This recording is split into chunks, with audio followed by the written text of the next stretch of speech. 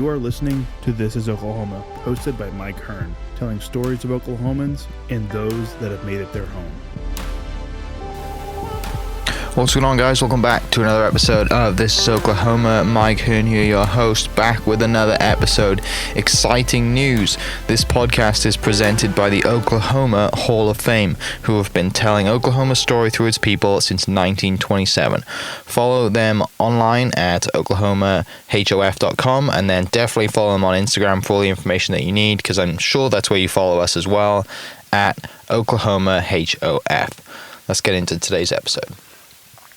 What's up, guys? Welcome back to another episode of This is Oklahoma. Mike Hearn here, your host, back with another episode up in Guthrie, America today with co-host Eric Granado here, who has introduced me to two very, very good boot makers, which if people are listening to this, they probably already know you guys anyway, but we're here to tell some stories. Very good mustache growers too. I'm jealous. I know, I'm jealous. I need to bring mine back. I can grow a mustache, but it's red and it's a bit different. Mine doesn't show up at all, so yeah. They've seen it before. You need to get a stuck-on mustache. It's terrible. But no, we're up in Guthrie today. We have on the podcast Raymond and Bo up at Dorwarts. Did I say that right? Get in. Yeah, very I did. Close. I'm just very close.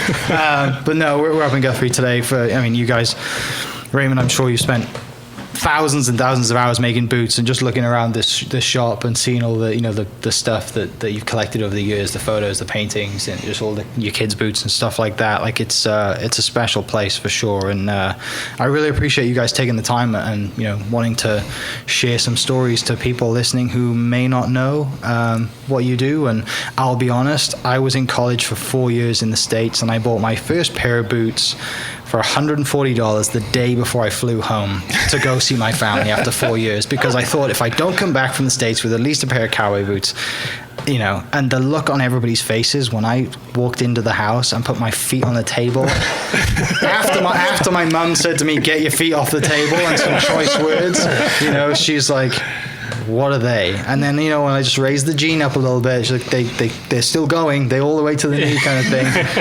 So it was, and it still turns heads today when I wear them back home. But like I said, they were nothing compared to, they were the, the entry level, let's say, Ford Fiesta version of your, of the Ferrari boots that you guys wear now, to put a car analogy out there. But, where does the boot making start for you? Like, you don't just grow up and think, what I'm going to do for the rest of my life? I'm going to make boots. So where? Well, that's kind of what happened to me. Yeah. At 30-some years of age, I decided I was going to build boots. Okay.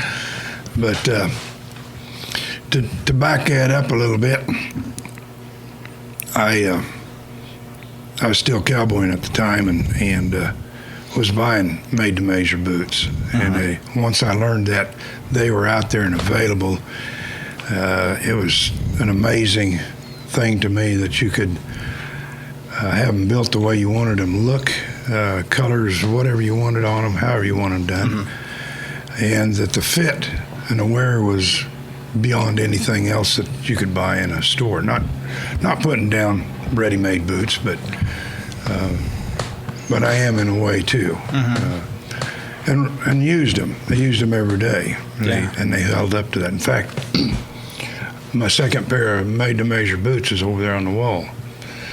Yeah. And I wore them until I started building boots, and then gave them my brother, and he wore them for several years, and then gave them back to me. But it's kind of a neat deal.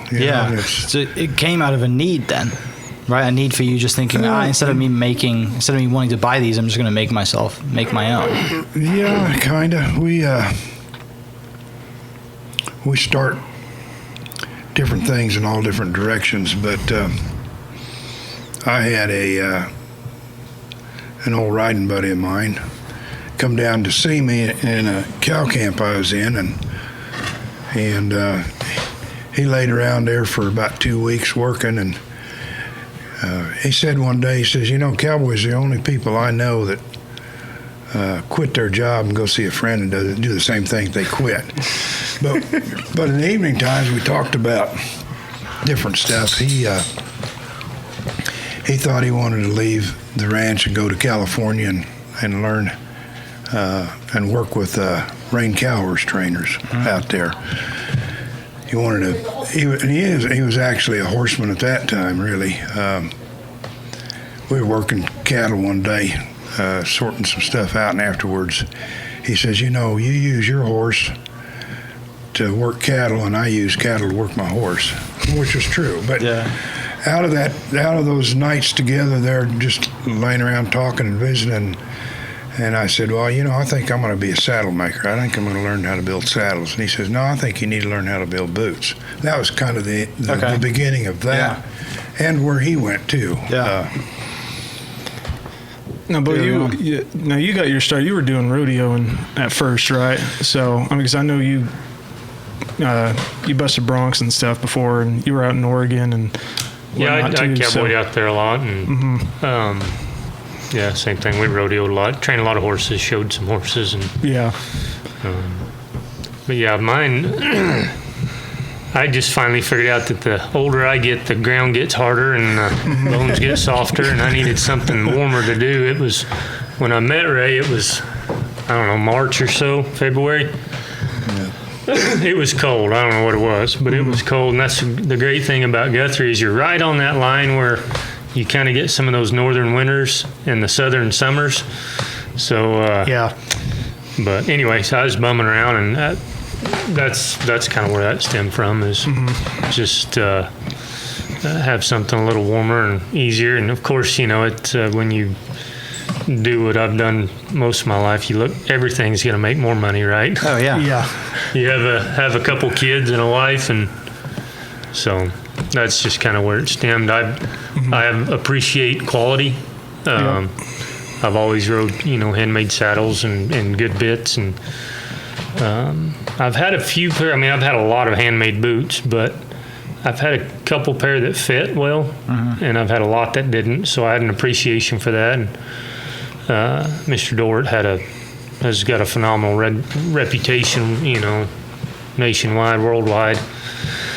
So when I stopped in, it was more just to look at the shop. This is as cowboy a shop as it gets, And I've been in a lot of shops, and I've never found anything like this. So that was kind of really why I stopped. We had a mutual friend kind of that I was riding some horses for, and same thing. He had talked to Ray about you need an apprentice, and Ray was ready to lock the door and leave. I ain't taking no apprentice.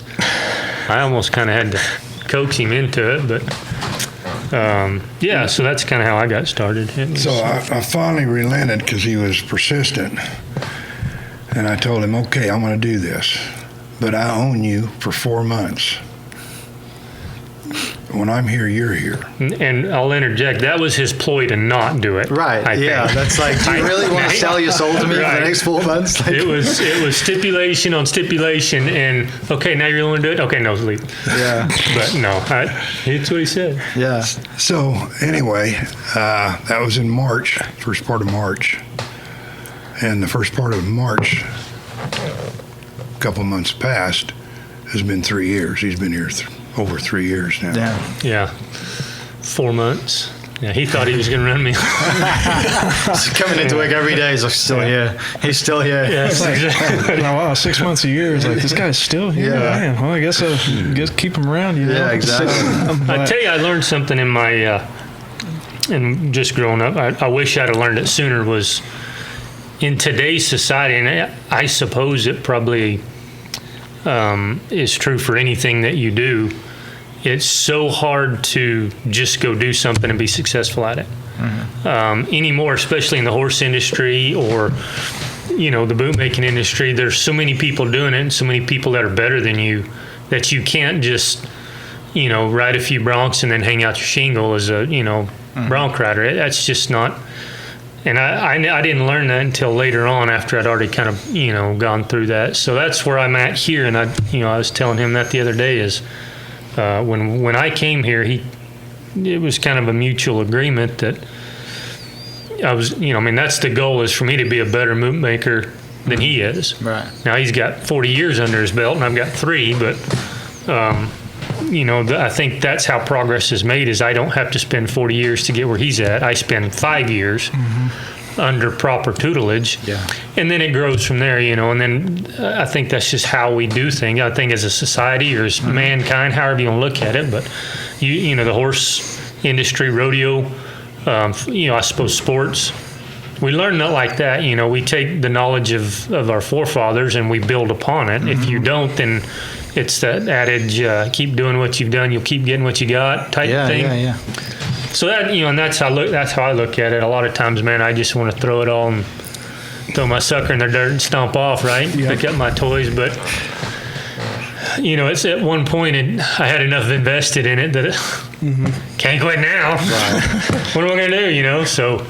Yeah. And the clock keeps ticking as well. So yeah, kind of along the same lines when I first met these two. They're I met through a mutual friend, and ever since then, Bo's kind of opened the door to me to kind of teach me the ropes on a few things, and I've gotten yelled at a few times for not closing the gate. So and I heard that. I mean, told me that story. But it's a learning experience, and to get better, I got to learn from the best, right. And so they've helped me with my photography, and they've gotten taught me a few things, and along the line, here we are. So I've been working with Bo out at his ranch a couple times, and taking pictures of his horse, boots, whatever. Right. So it's been a blast so far. I'll tell you, to interrupt you for a moment. This is important. This is your interview. You do what you want. Everybody adheres this.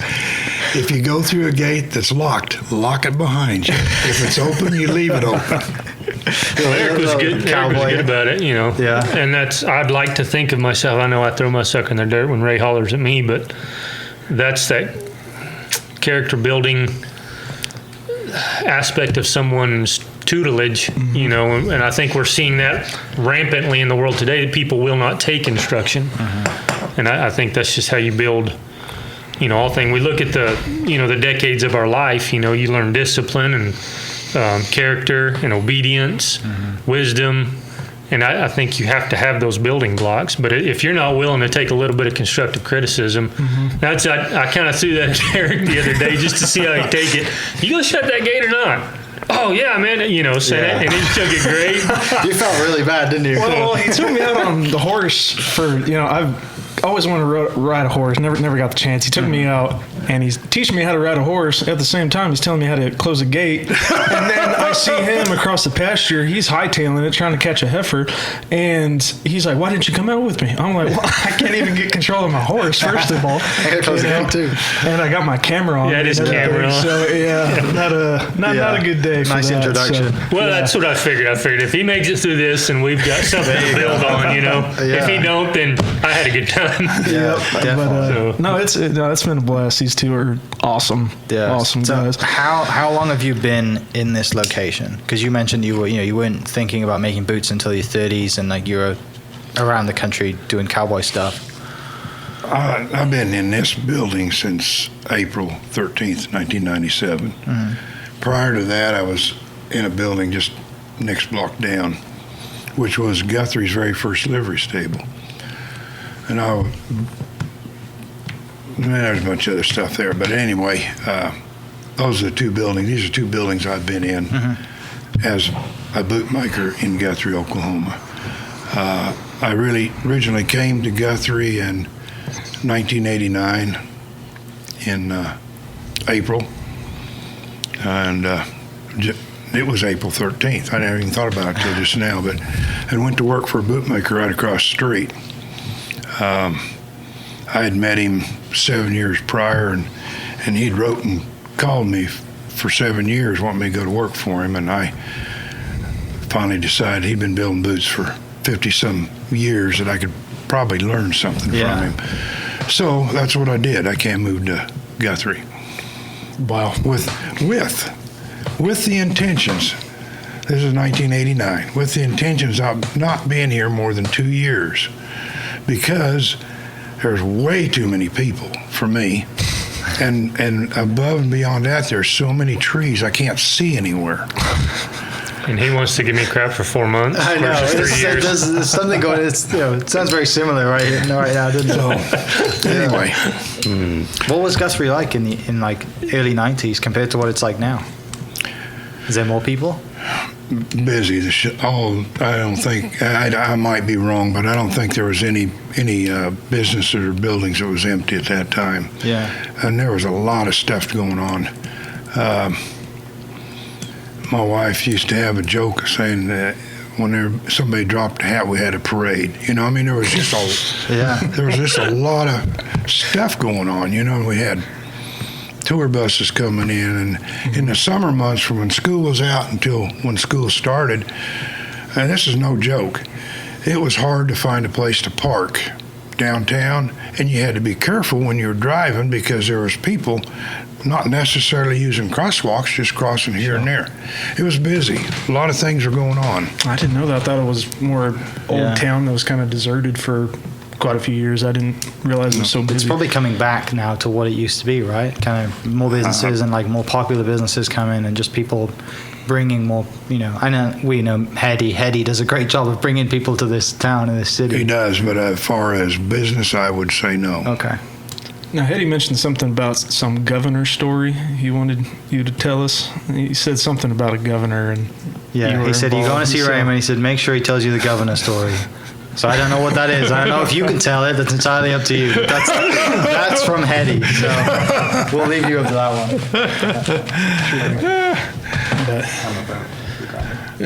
Do you want me to grab the camera? Okay. So what does he mean by that?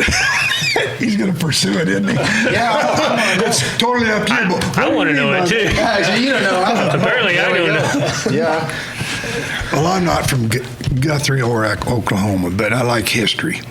Mm-hmm. And Guthrie was the capital of the territory. Uh-huh. And then it became the capital of the state. And the governor at that time was having some personal difficulties with the gentleman who owned the First Capital Publishing Company, which was the largest publishing company west of the, I'm not sure if it was the Mississippi or the Missouri River. I believe it was the Mississippi River, which was a huge deal. And so the story is that he got to the point where he feared for his life, and he moved the state seal and stuff down to Oklahoma City. He didn't do that by himself. He had accomplices with it. But if anybody's read any of Mark Twain's stories, and he's got some really neat anecdotes, I think, but one of them is never get into a writing argument with somebody who buys ink by the barrel full. Now, I don't know whether it dealt with this situation or not, but Oh my God! He was telling us. He was like, "God, if you talk to him, make sure he tells you that story." And we're just like, "What's the deal with that?" Yeah. So now we finally know. So there it is. That's awesome. But I mean, they order all their materials, right? You guys have like a leather supplier that dozens of them. Multiple, yeah. What's the process of picking your materials and But I guess. Starts with you. Yeah. You're having boots made. I guess that too. But I guess with like boot making, you have to have some sort of artistic ability to design and nothing like that. No, so right here. So I couldn't draw my own name. His brute strength. Yeah. Gosh, man. Well, I've seen all the designs you guys make. There's got to be some sort of artistic stuff in there, but I guess just knowing what you're doing, right? So, but do you guys have like no, it does take some artistic ability. Mm-hmm. And Bo's joking you because he's drawn up some pretty nice patterns, stitch patterns,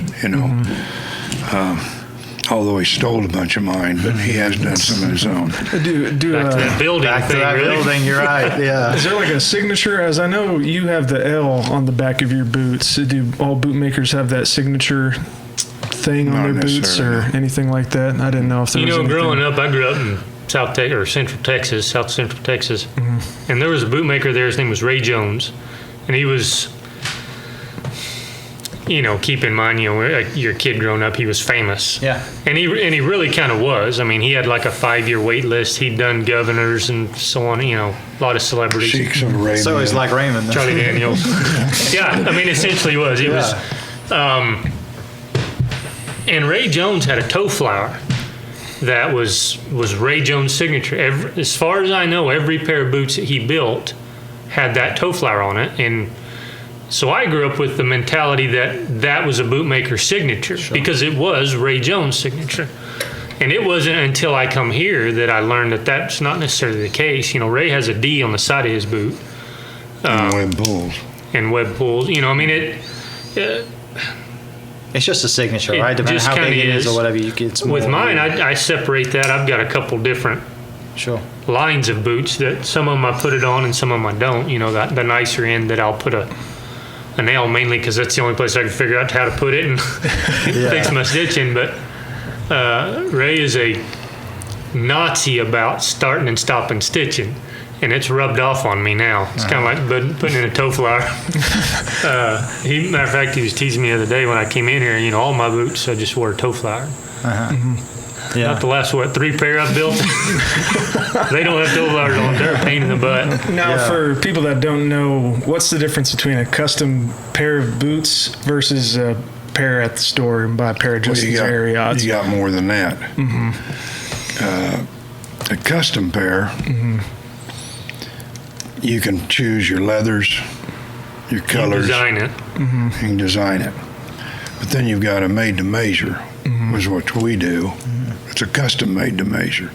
You can still choose all those things, toes and heels height and all that stuff. But you get measured. You get 8 measurements on each foot and leg. And of course, ready-made out of a store, an 8, just take an 8.5D. They're built to fit a wide range of 8.5Ds. And you would think an 8.5D is an 8.5D foot, but they're not. They all vary. And the different boot companies use different lasts, which measure a little differently. And there's some really good boots made, and then there's some that are you pay for what you get. You know, I don't know if that answered your question or not, but a made-to-measure boot, whether we make it or some other reputable bootmaker makes it, what you're doing with that, building that boot for that individual's foot, left and right. And when you do, you've taken all the stress out of that leather. You don't have places that are way too tight or places that are loose, which either one affects the function of that leather and the longevity of that leather.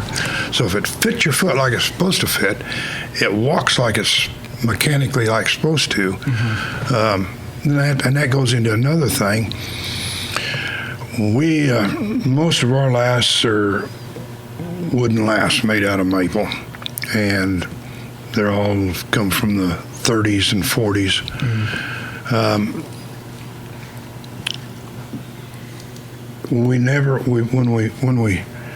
When we start a pair of lasts to fit them up, and fitting them up means we add leather where we need to bring it out. We sand on it, shape on that leather, measure it.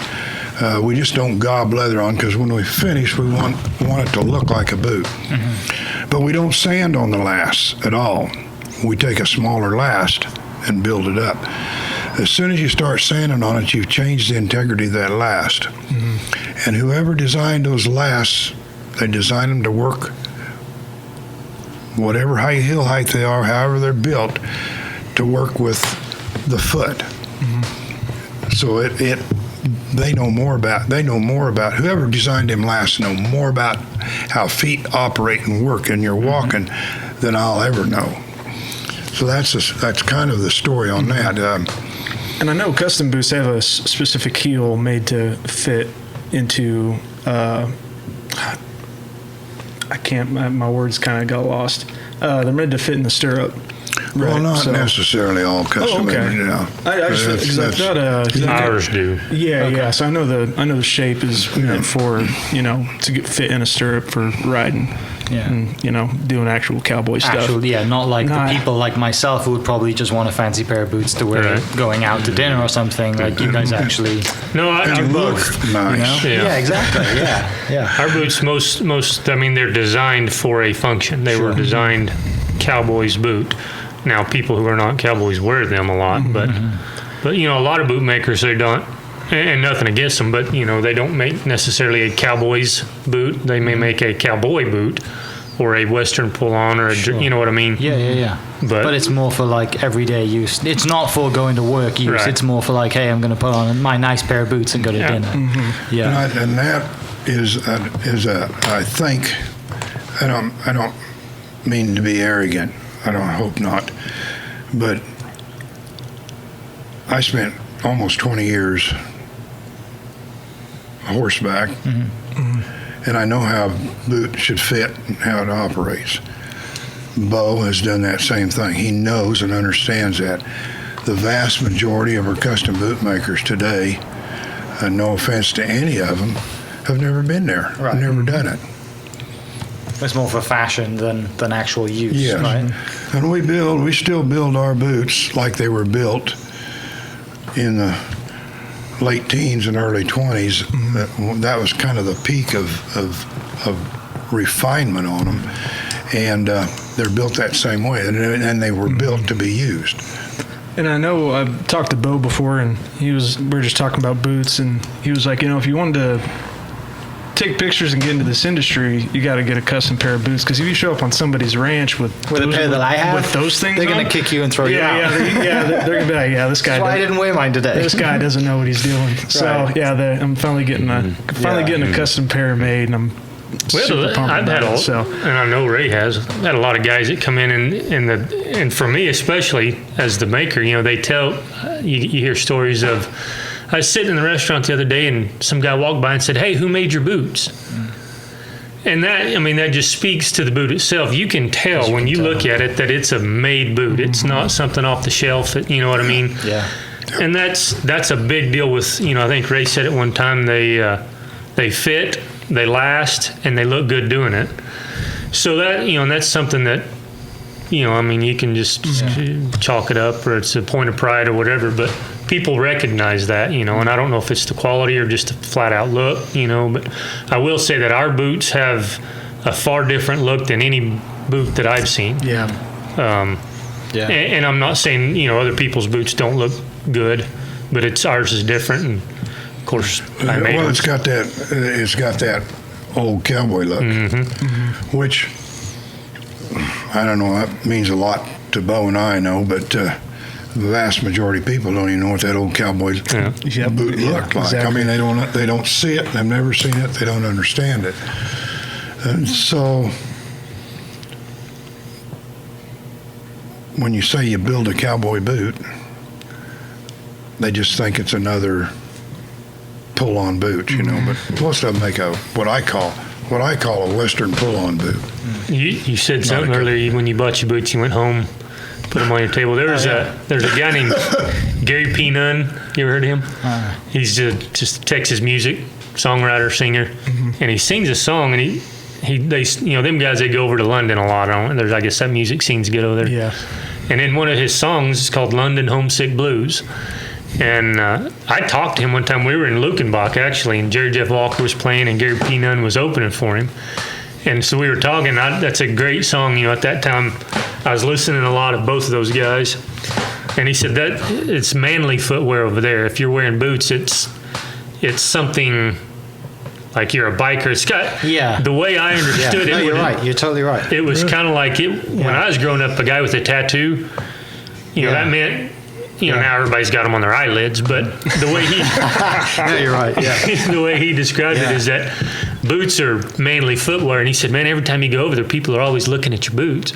So he wrote that in a song. If you get a chance, look it up. You're totally right, though. Like it's people, that like the dress shoes. No one wears boots as dress shoes back home. They're all like the low cut kind of stuff that you might wear with a suit, and bikers would wear boots, and Doc Martens are quite big back home as well. Like the old leather Doc Marten style, and the like the cat kind of boots, like those would be workman's boots, but nobody back home, unless like they either bought them in the States. Really? I don't think you can. I mean, there's probably shops that sell cowboy boots, but few and far between. Like I would be when I went out, I went home for Christmas and we went out and had like a little reunion. I'm the only person in the entire town with cowboy boots on that night. That's awesome. Almost to the point where all my friends were like, "Tuck your jeans in and walk around." Absolutely not.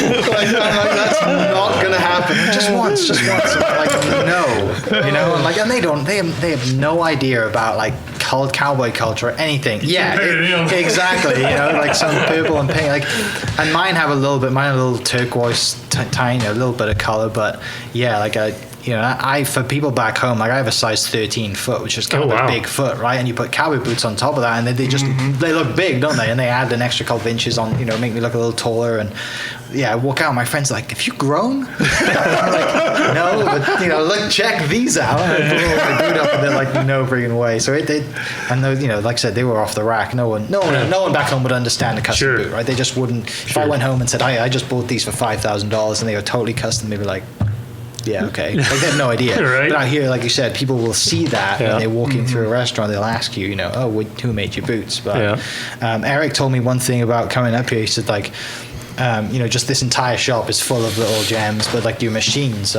you've had these machines for a long time, right? Well, yeah, since I've started some of them, and I've added to them obviously through the years, but that's a fairly new machine far as year-wise. I've had it for quite a long time. 1912? Well, yeah, not that old. No. But these two machines are 60, 70 model machines.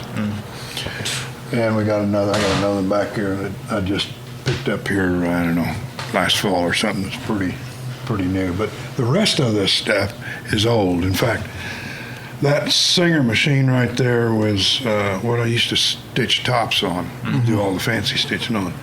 And it's got on a plate there, it said it was built in December, I think it was 1898. No way. Yeah. That thing's been over 100. That thing's over 100 years old. Yeah. God, It still works. Still I use didn't it. know Yeah. that. Wow. Yeah. They really don't make stuff like they used to. It's true, I guess. Well, and that's, you know, in any bootmaking shop in the country, that's what you'll see There's stuff like that. right there, you know, because even today, I've not met one yet that says that's not the best top stitching machine out there. I mean, Lisa, you know, Sorrell down the road, she still uses one to stitch those.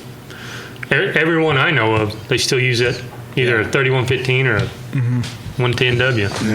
100-year-old machines to stitch tops with. And that's, you'd think by now we'd have figured out something better, but You know, there's a guy I know in Toledo, Ohio. He got a machine, sewing machine company. He repairs machines, sells parts. And I called him looking for some parts for him because I wanted to we need to repair some things and I wanted some extras. And this has been, been over a month ago? close to it. I've called him several times. Last week, I called him, talked to him, and he says, you know, I'm having a hard time finding the parts you want. And he says, nobody carries that stuff anymore because he says those machines were discontinued years and years ago. And if there was not a bunch of parts already available, then they're gone because they're not making them anymore. He says I says, what are we going to do? Because you just can't beat that machine. He says, well, start buying them and hopefully they got parts on them that aren't worn out that you can use on yours. Well, you're going to be making your own parts to fix them, right? Yeah. That's awesome. But you mentioned, you know, these boots have been sold. Your boots have been sold all over the world, right? For people listening, like, you know, what is it like when you get that phone call? Or I mean, it might have even been a letter back then saying, "Hey, can I buy your boots? I'm from Japan." Like, you know, you've been doing this so long that now you have a reputation. But before you had, before when you were still doing this, and you know, probably in like your stage, right, when you were an apprentice or working, when you get that letter or phone call that says, "Hey, I want make a pair of boots for me," and I'm in Australia, like, are you thinking this is nuts? It's like a prank phone call that we get now. Like, what what was that like? Do you remember the first one you sold overseas? Yeah, I do. Yeah. And I thought, man, because here I am working working and being just busy in my shop. I don't advertise, I don't do all that stuff. I just come to work in the morning, leave at night, come to work in the morning, and have somebody from a different country contact me and want me to build boots for them. It was kind of like, how'd you get my name? Why are you calling me, or whatever it might have been. And then it kind of makes you think, well, maybe I'm doing something right. Maybe I'm building a product that's people are liking, because you never know. You're building something you like, but is it something everybody else would, or other people would like? I mean, does it look nice? Does it fit good? We're talking about boots right now, but it could be anything. Does it fit the need for somebody, and that's kind of neat. Where's the farthest y'all's boots have gone? I would say probably Japan is the farthest. Oh, gosh. Germany and England. I got 3 pair in Canada, but 2 things. When I first started in here, the deal was I got to make 2 pair. He was going to teach me how to make boots, and I got to make 2 pair of boots, and that was supposed to take 4 months. Still going. Yeah. So when I started, I don't remember the whole scenario, but he sent me over the wall and said, "Get you a pair of lasts that fit this." And I went over there and I pulled out a pair of lasts, and they're still, I think he just used them the other day. Yeah. Pulled them out and it said Katsumi Honda. Mm-hmm. I was like, oh, yeah, what? The guy that owns Honda. I mean, like, no. Are you sure? I made the comment. I was like, oh, yeah, you build boots for the guy that owns Honda? He goes, yeah. I was like, yeah, right. Yeah, right. But yeah. It was his son, an heir to Honda. So. But that being said, I was telling Ray the other day, I just got a phone call, and this is not Japan or Germany, but a guy from Virginia, which at that stage, I'm like, said, hey man, I like your stuff. My wife's got a little Facebook page, put some of my boots on, and he's like, man, you got some really nice boots. How do I get a pair? And I get a lot of people calling, what's your price? And you tell them, and they're like, oh, okay, thank you. They tire kick in, and But this guy said, yeah, man, I'd like to have some. And then, what was it, the next week or a few days later, a guy from New York. I'm like, what are y'all doing? That's how you get, though, isn't it? It's like word of mouth, and one of their friends has it, and they're in a good group. It was crazy to me to just, most of my boots are just cowboy friends of mine that come across a couple bucks and trying to help a buddy out type thing, friends and family. That's how I've been able to do this. And then, Ray keeps threatening to retire, so depending on how he feels, he quits taking orders and he'll send them to me, and then he'll take some more. But that was my first aha moment. Right. Some guy from Virginia. He wants he's a Civil War reenactor. Okay, I guess that's a big deal out there. So. Oh wow. He wants. Awesome. I'm building him. Matter of fact, he's supposed to be here today or tomorrow. Yeah. He's flying in from Virginia to get measured. That's brilliant. For a pair of 2-piece boots. So do people you have to have them fly in, or can you do it like remotely? I can do it through mail, but I personally, and I don't think Bo's any different. I like to have the interaction with them, so I kind of get to know them, understand them, kind of see what, and I can see, and I can do the measurements. And when I can do the measurements, then they're going to be right. Right. There's no reason why you can't do the measurements right for the order form the way it's written up, but sometimes but that interaction with that individual helps me, and then when I get to the point of building that boot, then I kind of reflect on who it is, and neat thing about that, sometimes some of them are definitely know what they want, some of them don't, some of them give me free rein, and then by just spending that, it could be a half hour to 3 hours of them being here or whatever. Some of them overstay their welcome quite a bit, but I say that in jest. But I really kind of get a feel of them, and then when I can build it the way I want, I'm drawing off of that, and that's kind of neat to me. And they usually always get more than they ever paid for because of that. Hopefully it doesn't get all brown. So.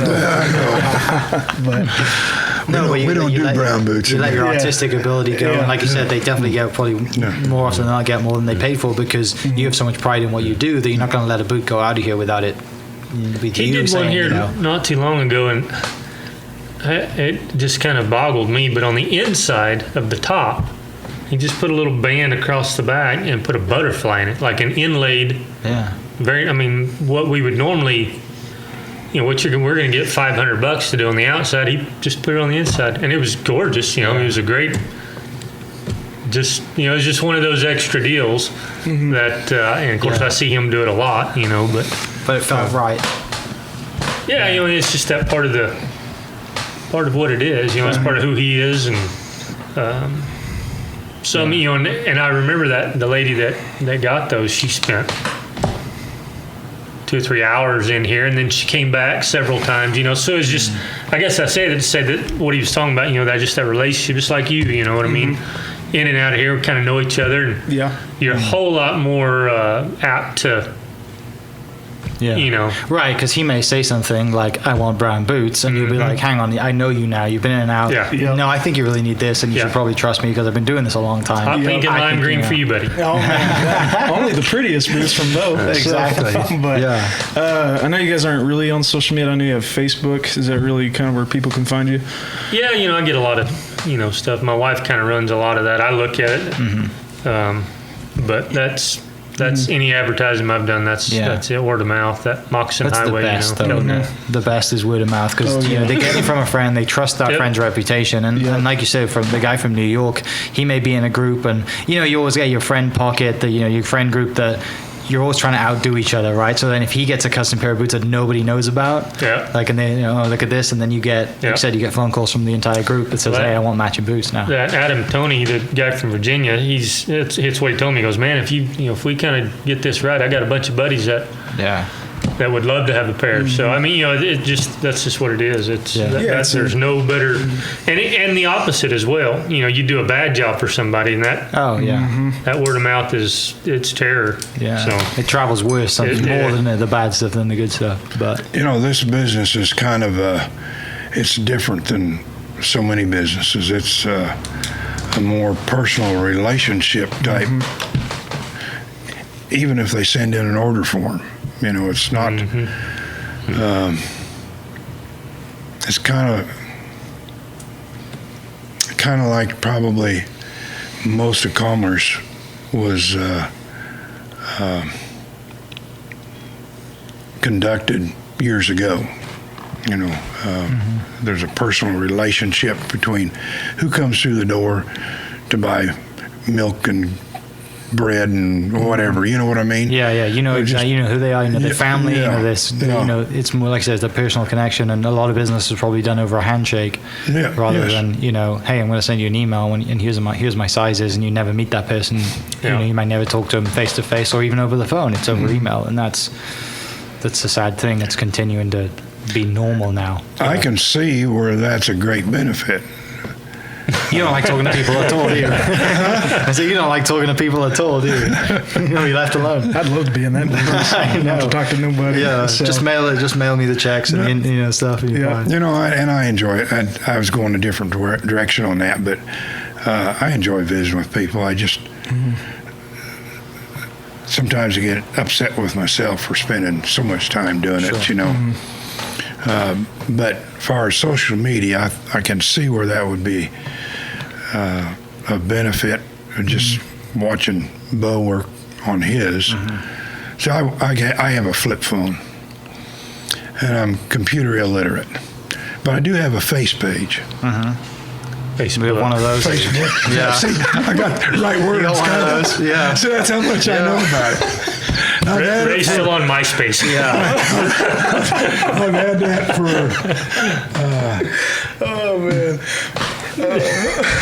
I've had it for 7 months. Of course, I don't know how to operate. We don't need it. I could help you guys out with that. So. Right, like if you're in a spot that word of mouth's not working anymore, then yeah, it's totally worth it, right? But with the clientele that you have, I mean, look, everyone's on Facebook, but with, like I said, with the word of mouth and that's how your business is done, right? I mean, maybe whenever you get an apprentice, and whenever time down the road, maybe everything is done over the phone. But in such a business like this, you said it's such a personal connection. Anything custom is personal, but with the boots, you got to have that someone's personality in that shoe. Right? That's why they're picking it. For both of us, you know what I mean? Even if you think you know what you want and you don't, you get what I give you, it's still your personality and mine as well. I built a pair for a guy over in, he was in the Phoenix area, and never met him, don't know him from Adam, but got a great relationship with him, or seemed to. He says he likes him. I mean, I guess, but it was hard for me to build that pair of boots just because I have no idea what this guy, I don't know what he does for a living. And I'm learning those things as well. What do you do for a living? What are you going to do with the boots? And that just determines a lot of times, especially heel height seems, especially here lately. People think they want a lot shorter heel. And half the time I'll give them a, half-inch taller heel than they say, and they love them. But because they don't know and I do, and I know who they are, getting to meet them and what they're doing. That's a big plus to the personal deal. But like Ray said, the plus to the knot is got a check in the mail the boots out, and you're done with it. Right. But relating back, excuse me. No, you're fine. Go ahead. On that heel height, and just say this a little bit about it. We could make 3 or 4 inch heel for somebody on a cowboy boot that would walk well. That people have the idea if the taller the heel, and we wouldn't make one that tall, but it can be done.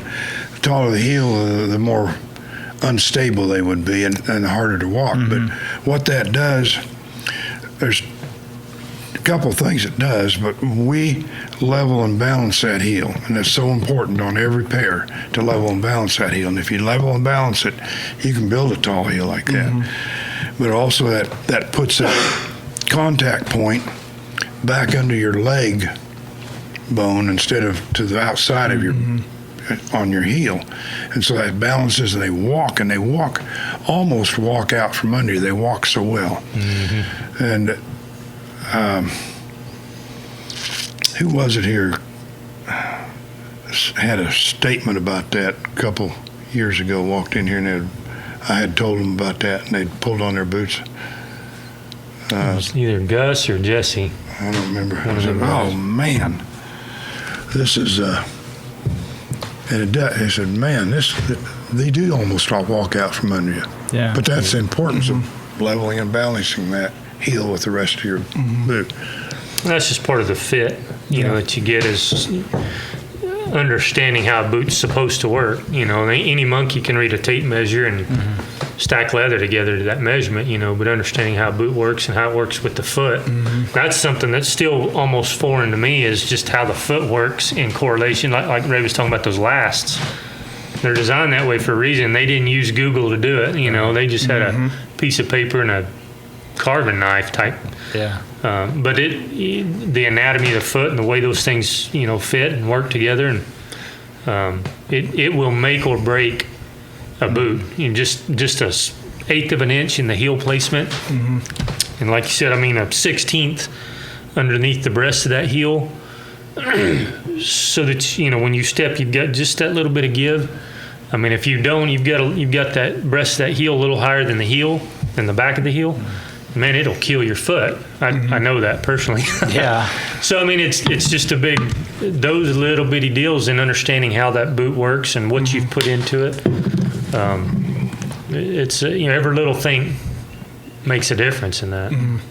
Yeah, Bo just made a pair a couple weeks ago, or maybe like 2 months ago, is when it's when we worked last, but I think your customer, his leg was shorter, like by half an inch. One leg shorter? Yeah. My wife's like that, I think. I'm pretty sure she was.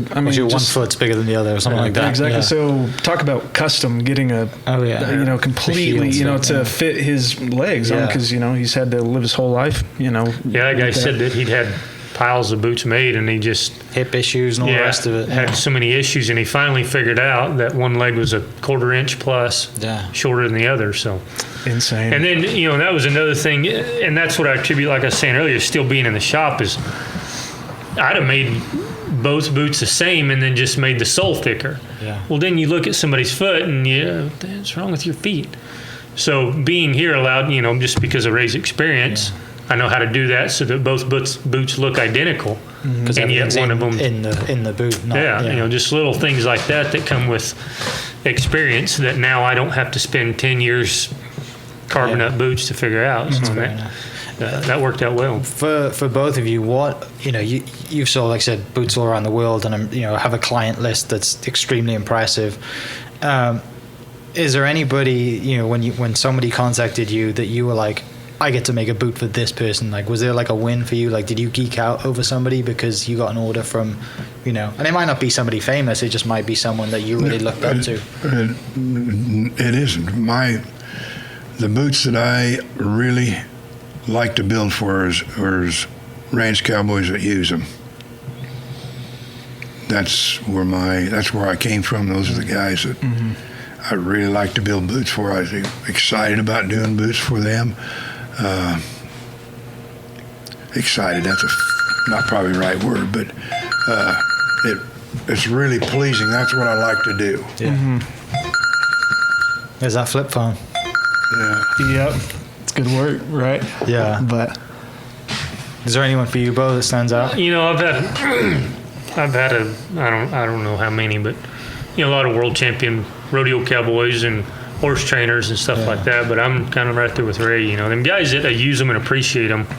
I don't know if it's right off the top of my head, I geek out over people that appreciate, that know what a good boot is.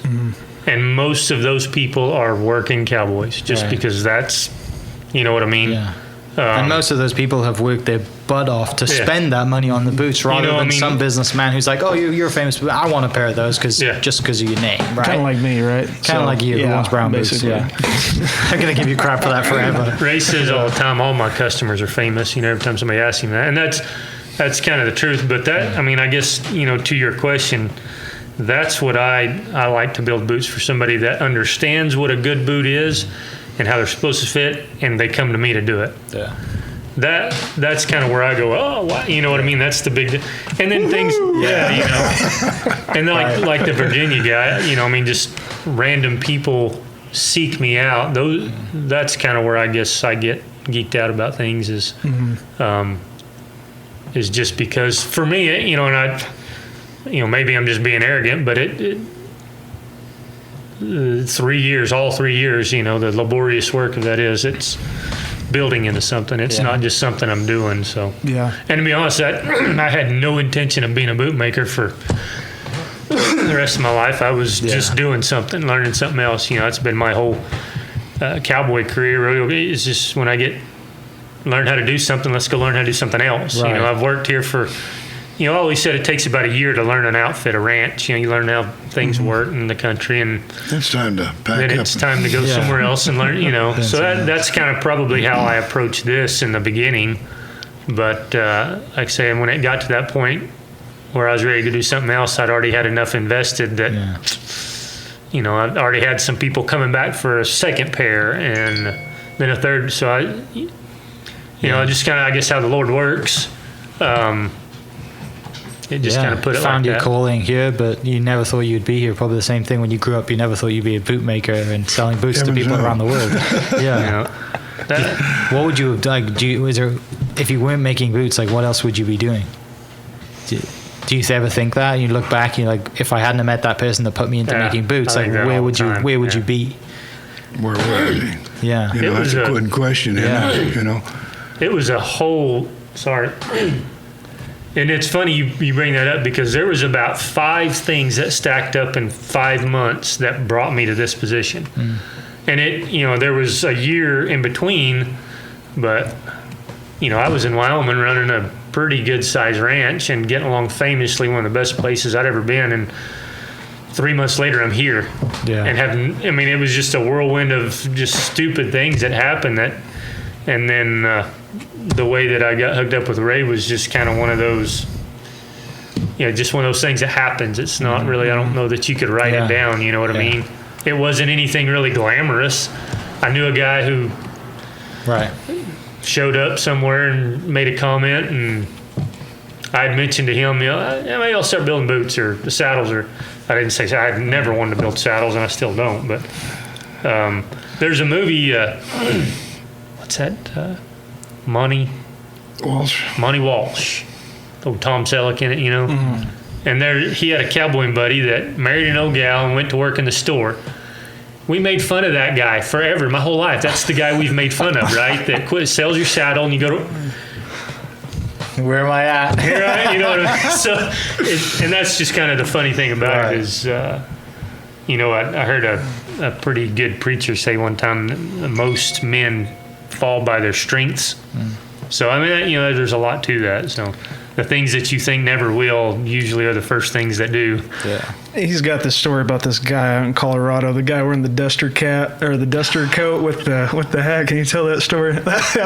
So when we graduated high school and literally walked across stage, grabbed my diploma, walked out, got in the pickup, and drove to Colorado. And I went to work for just a little old farmer that had a few cows up in the mountains in southern Colorado, and my job was taking care of. So there was a big dude ranch, and they had all this country, and this guy leased that grass and he had like 50 head of Hereford cows, And my job was for them when them dude rides came around, I had to have these cows in a certain spot and go rope a calf.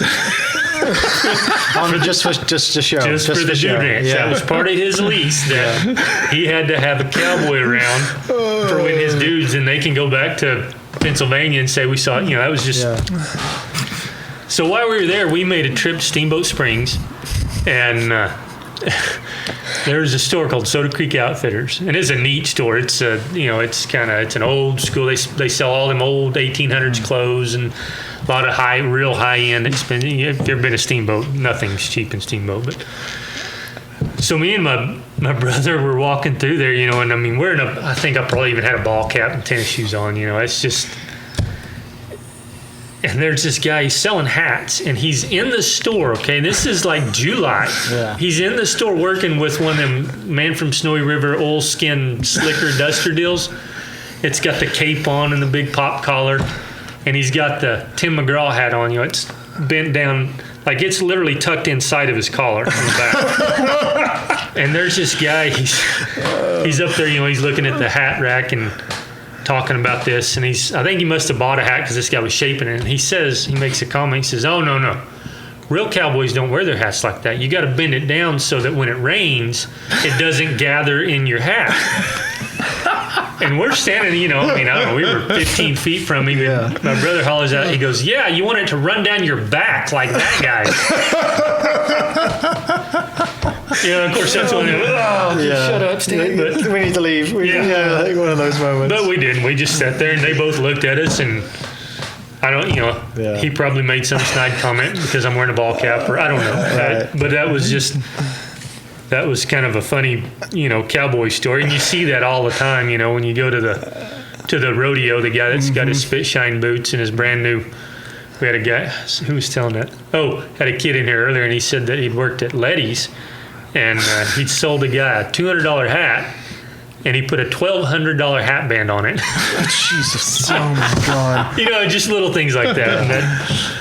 Even you would recognize a hat like that. You're like, what is this guy? What are you doing? What is this guy wearing? It looks like one you pick up from, like, Love's, at the Love's gas station. Yeah. It's one of those. I'm going to grab one of those on. Yeah, why not? Yeah, it's probably that hat that you see, with the diamonds in it and stuff. Yeah. That's a pretty good story. I love that story so much.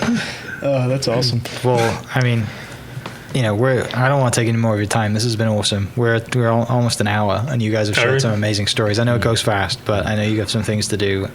Really, thank you guys so much for taking the time and sharing some stories. And one day I will buy a pair of boots from both of you if I hit the jackpot. Right. I won't tell my wife that. We heard that. Yeah. But I know exactly. The thing is, I'm only 30. I'm almost 30. I've got hopefully a long life ahead of me. And Just give her parent price. Parent price is where you give them 90% off. Oh yeah. So how much does that I just cost? stop paying you now and then installments, So- and we're like, oh, okay, yeah. But no, it's been a pleasure. And Eric, thanks for making the introduction and of course. sharing this awesome story. And for everyone listening, I mean, like I said, there may be a Facebook page. I'll find that out and we'll link it. But you've got to come up here and don't bug these guys too much because they're busy. But Unless you're buying something. Yeah, exactly. But no, it's been a pleasure to share the story. Or good stories. If you got good stories, we'll listen to them. Yeah, awesome. Well, thanks for listening, guys. We'll catch you next episode. Cheers. You bet. Thank you.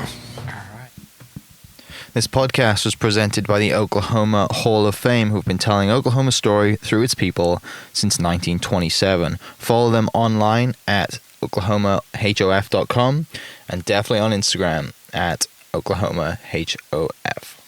Catch you next episode. Cheers.